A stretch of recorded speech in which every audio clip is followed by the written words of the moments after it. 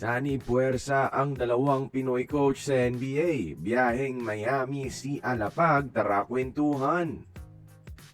Sa pag-alis ni Coach Jimmy Alapag sa Sacramento Kings, maraming oportunidad ang nagbukas para sa NBA coaching career ng ating Pinoy Player Development Coach. At isa sa pwede niyang applyan mga idol ay ang Miami Heat dahil saktong mababakante ang isa sa kanilang posisyon sa coaching staff. Konektado rin si Alapag sa dalawang pinaka-importanting tao sa Heat ngayon, ang legendary Phil-Am head coach na si Erik Spoelstra, na maganda ang naging relasyon kay Alapag at nangako noon kay Coach Jimmy na magiging gabay niya ito sa pagsimula ng kanyang NBA coaching career.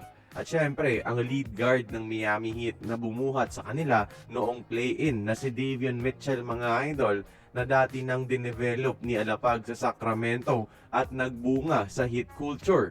Pamilya ang turing ni Mitchell kay Coach Jimmy, so dalawa talaga sa Heat ngayon ang pwedeng mag-endorse kay Alapag sa front office kung a-apply man.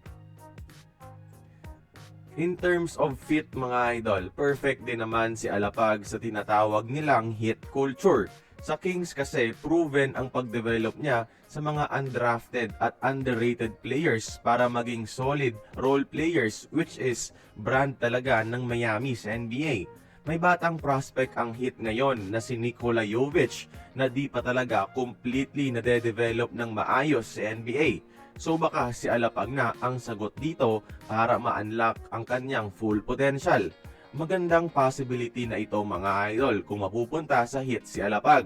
Matagal na rin siyang nalilink rito dati pa man. Tignan na lang natin ang progress kung saan nga ba talaga ang punta ni Alapag sa kanyang next chapter. Kaya kayo mga idol, tingin nyo ba bagay kaya si Coach Jimmy Alapag sa Miami Heat? Join the conversation, magkomento lamang sa ibaba.